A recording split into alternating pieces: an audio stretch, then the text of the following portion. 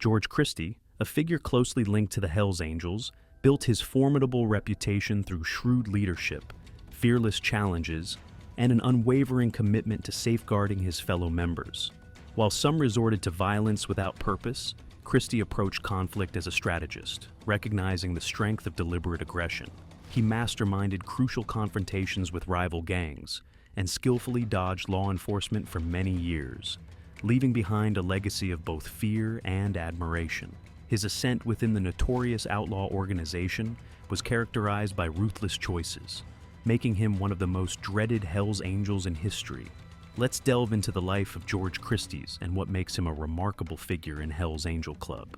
George Christie Jr., nicknamed Dirty George, was a member of the world's largest and most famous motorcycle club, the Hells Angels. Founded in California in 1969 with more than 60,000 members in 500 chapters in 61 countries. Currently a president of Ventura, California charter, George was instrumental in managing the club. In the series of discussions and the interviews, he reveals his life, experiences with Hells Angels, and the implications of his actions. George Christie was born in Ventura, California, on April 26, 1947. Accordingly, his childhood was spent in Sparta, California, in a genuinely Greek-American family. His grandparents were from Greece, so he was raised in a traditional Greek family with religious customs. In this case, again, having been an only child, George was significantly influenced by his home environment, including a strong cultural orientation to nationality. Like any other kid, he struggled at school, especially when he was diagnosed with dyslexia, and this made him feel like an outcast. He later evolved into the character of a teenager surfer boy. The young man's resistance to acceptance began during the early years of his schooling, but was able to change when he joined surfing. George's first experience was in the mid-1950s when he came across an outlaw motorcyclist, for which he had a profound experience. One day, while having supper with his parents, George watched a man on a motorcycle halting at a red mark. Everybody heard an exceptional roaring on the bike. How this biker and everyone, including his father, dealt with him inspired George and made him long for an adventurous life and community. It seems that this experience woke up the initial desire for their lives of an outlaw. Due to his love for surfing, George associates himself with other surfers who embrace the rebellious character. He excelled during individual sports, and he always turned down group-related activities. Like family, the interaction between these surfers gave him a feeling of being thus wanted, which he never received. Some of his friends started riding motorcycles, immersing him in the outlaw motorcycle club. Let's now focus on his Marine career and how it shaped him to be a formidable leader of Hells Angel.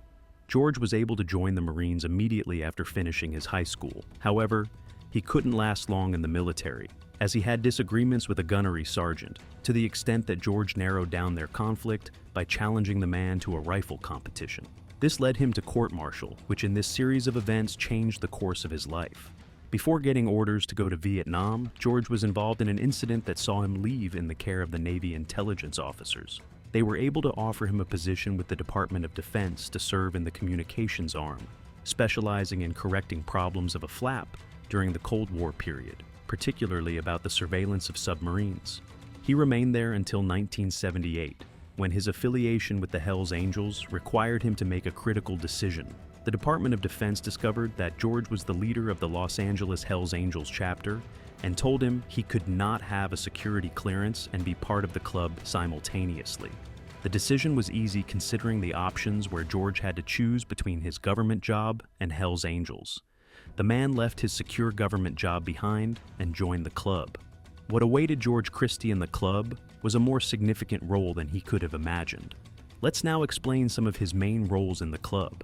Among all of the activities of George Christie, the most important one is probably the fact that he dedicated almost 3 decades as the president of the Ventura, California charter of the Hells Angels. Christie remained in the presidency position for nearly 3 decades, making him one of the club's longest-serving charter presidents. This shows his long experience in the position and the respect he received from the members of the organizational entity. Being president of a charter, especially one as prominent as Ventura, required analytical skills, knowledge of power relations within the club, and effective leadership in rather charged contexts. The Ventura chapter was more organized and loyal under Christie, and has also been engaged in the global Hells Angels community. But, to maintain sheer control over his chapter, Christie's leadership was more far-reaching than Ventura's. He was active with other national and international chapters, supporting the Hells Angels' reputation as a group of one big brotherhood. Being involved in the political issues of Hells Angels, locally and internationally, helped him to play an important role in the club. Nonetheless, his position exposed him to law enforcement agencies and rival motorcycle clubs gunning for his business. Christie's presidency was revealed to be more inclined to confrontations with both of these groups throughout his presidency. It provided law enforcement with the notion that Christie represented the criminal undertakings of the Hells Angels, despite vehemently pledging non-participation in unlawful business. The pervasive governmental and factional pressure did little more than prolong and intensify the focus on Christie regarding governance and character. While it is argued that George Christie was the most brutal Hell Angel ever, this assertion at least grossly distorts the true nature of his persona and his position in this group. Christie was involved in violent activities, many of which were typical of the Hells Angels' aggressive behavior with other motorcyclist gangs such as the Mongols or the Outlaws. Nevertheless, he was interested in tactics more than actual force.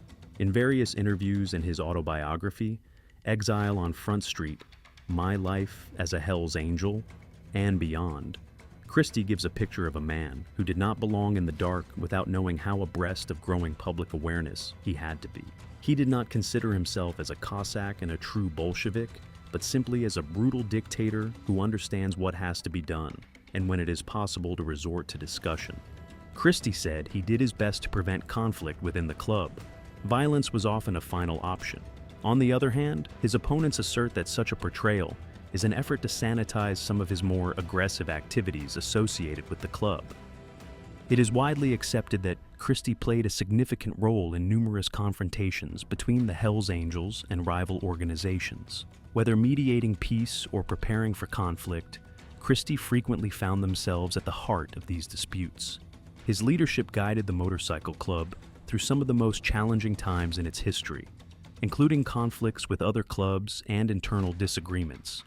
The intricate nature of his involvement in violent incidents and his apparent efforts at diplomacy contribute to the differing perspectives on his reputation as a brutal Hells Angel. There was no way he could have escaped law enforcement officers with all the activities the club was involved in. How did the law caught up with him? Let's find out. A string of legal disputes marked George Christie's time with the Hells Angels, each intensifying his notoriety and making him a polarizing figure within the club. Throughout his life, Christie encountered numerous legal conflicts, including allegations of drug trafficking, conspiracy to commit murder, and other serious offenses. These legal issues influenced his public perception and played a significant role in his eventual departure from the club. Christie's association with the Hells Angels drew the attention of law enforcement agencies, who closely monitored the club due to its suspected involvement in illegal activities. As a prominent member and the longtime president of the Ventura, California charter, Christie's influence within the organization made him a prime target for investigations. Throughout his tenure with the club, Christie encountered multiple allegations involving drugs, firearms, and violent offenses, but he consistently evaded lengthy prison sentences. In 2001, one of the most crucial events in Christie's legal battles took place when he was charged with federal conspiracy to commit murder. The case, which centered around an internal conflict within the club, accused Christie of being involved in a hit on a rival member. Despite the seriousness of the allegations, Christie was acquitted, a decision that intensified the ongoing discussion about his culpability or innocence. Some perceived the acquittal as a testament to his shrewdness and skill in maneuvering the legal system, while others regarded it as a failure of justice. Regardless of the outcome, the incident cemented Christie's reputation as a divisive figure within the club and the general public. 10 years after being acquitted in 2001, Christie again found himself entangled in legal issues, this time concerning a disagreement over land in the tattoo industry. In 2011, Christie was accused of plotting to set fire to 2 tattoo parlors in Ventura that had refused to align with the Hells Angels. The case centered around the Hells Angels' long-standing tradition of exerting control over local businesses, particularly those in industries associated with biker culture, such as tattoo parlors.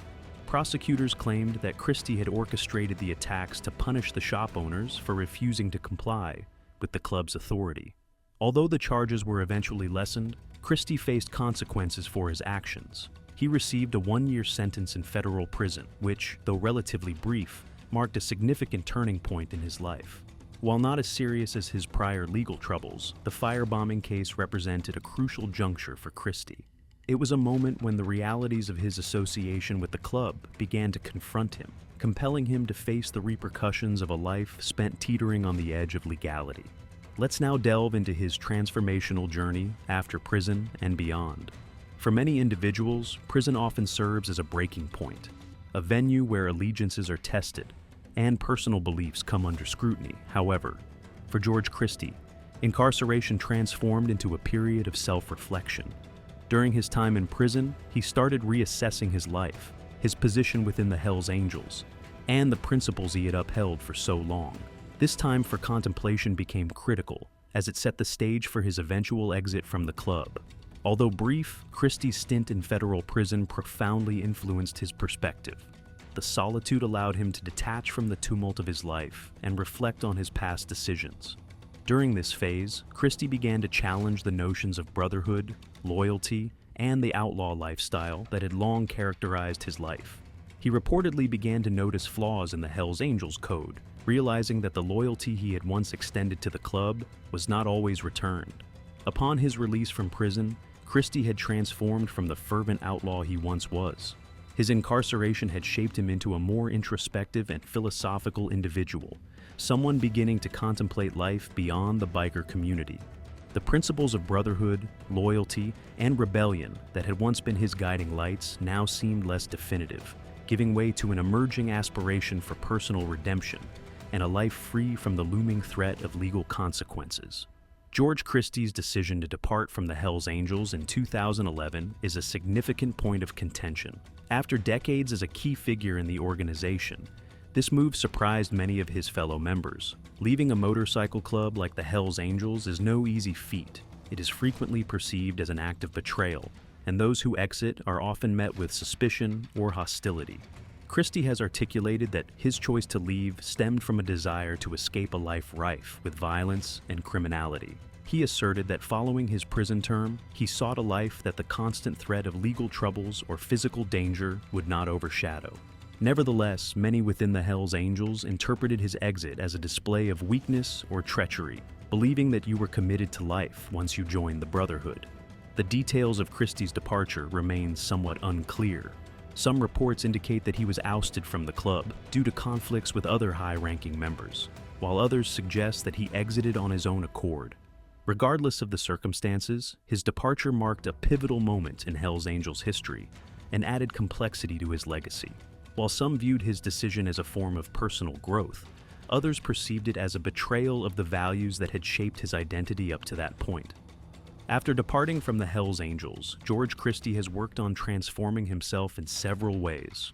His most prominent venture following his time with the club has been his author and public speaker role, where he has offered perspectives on motorcycle clubs and his experiences as a HELLS Angel. His autobiography, Exile on Front Street, provides an in-depth account of his life within the club, his ascent to influence, and the motivations behind his eventual exit.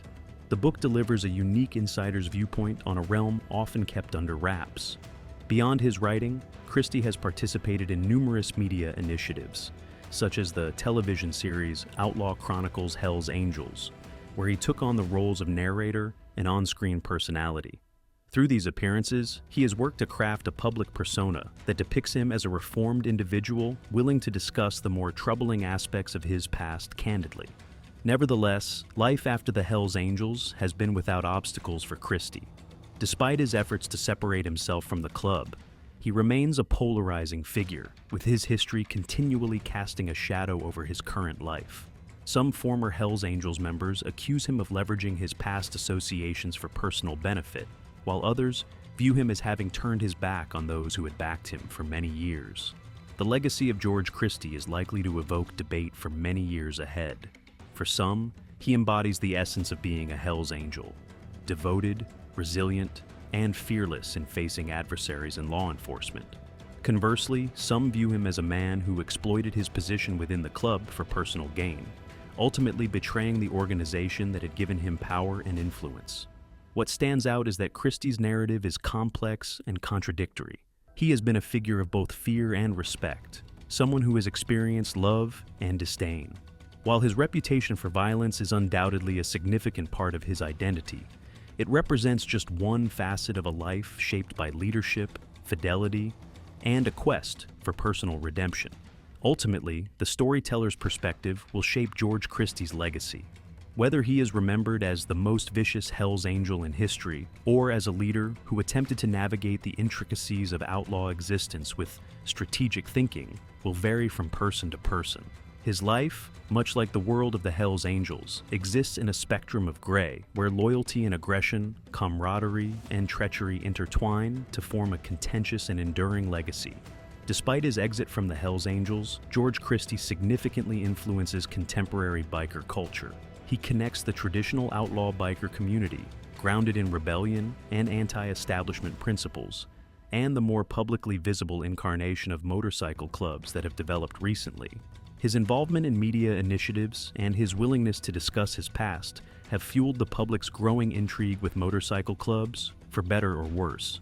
Simultaneously, George Christie's openness has ignited discussions within the motorcycle club community regarding the ethics of disclosing club secrets. Historically, organizations like the Hell's Angels adhere to a stringent code of silence. By violating this code, Christie has found himself navigating a delicate balance between recounting his experiences and maintaining the allure of the biker culture. A key point of disagreement regarding George Christie's life after the Hell's Angels is his perceived exploitation of his past affiliation with the club for his benefit.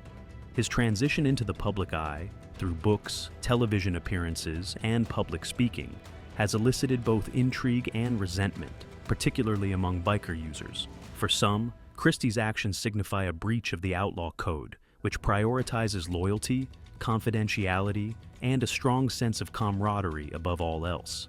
In the realm of outlaw bikers, an implicit rule exists that members refrain from discussing club activities with outsiders. This code of silence is crucial for the mystique and longevity of groups like the Hell's Angels, who build their identity on being a secretive, closely knit brotherhood that remains impenetrable to outsiders. Christie has decisively shattered that revered code by publishing a tell-all book and engaging in media projects that expose the club's inner workings. For many in the biker community, Christie's choice to reveal the club's secrets is perceived as a betrayal. This act damages the club's reputation and jeopardizes its members' safety and well-being. Maintaining secrecy is crucial in an organization that frequently operates outside legal boundaries. Christie's willingness to discuss the club's activities, disputes, and personal relationships has been interpreted by some as an unforgivable act of betrayal, prompting accusations that he has sold out his brothers for personal fame and wealth. At the core of the controversy lies the question of Christie's true motivation. Did he leave the Hell's Angels and tell his story out of a sincere wish for personal redemption? Or was it a strategic decision to profit from his notoriety? Christie asserts that he intends to illuminate the realities of life in an outlaw motorcycle club, and to serve as a cautionary tale for those who the perilous allure of the biker lifestyle might tempt. In interviews and public discourse, Christie often positions his choice to speak out as an attempt to debunk the myths and glamorization surrounding the Hell's Angels. He maintains that by revealing the harsh truths of his experience with the club, he hopes to deter others from following similar paths. Nonetheless, this explanation has done little to appease those who argue that his primary motivation is economic gain. Critics of Christie find his self-portrayal as a reformed individual disingenuous, especially considering the considerable profits he has gained from his association with the Hell's Angels. They highlight that he continues to leverage his connection to the club to bolster his brand, despite asserting that he has moved on from that lifestyle. The interplay between Christie's public persona and his past as a Hell's Angel heightens the scrutiny surrounding his true intentions. Regardless of the debate, it is undeniable that George Christie's decision to speak out has significantly affected public perception of outlaw motorcycle clubs. His media engagements and publications have brought the Hells Angels and similar groups into popular consciousness, providing a glimpse into a world once enveloped in secrecy. Whether for better or worse, Christie's readiness to share his narrative has fueled an ongoing interest in outlaw biker culture. Some contend that Christie's revelations about the club have stripped away its mystique, transforming fearsome outlaws into mere players in a narrative. Others argue that his transparency has served to humanize club members, illustrating that behind the violence and criminality lie individuals with intricate motivations and personal challenges. Ultimately, George Christie's decision to disclose his experiences has ignited a discussion about the morality of profiting from a criminal background. While some perceive him as a man pursuing redemption, others brand him an opportunist who has taken advantage of his former associates for self-serving purposes. No matter what stance one takes on this matter, it is evident that Christie is a divisive figure whose legacy is bound to be a topic of controversy for many years to come. His life, characterized by loyalty, violence, leadership, and betrayal, embodies the fundamental contradictions of the outlaw lifestyle, where camaraderie and personal survival frequently clash. By sharing his narrative, Christie has guaranteed that he will remain one of the most contentious personalities in the annals of the Hells Angels.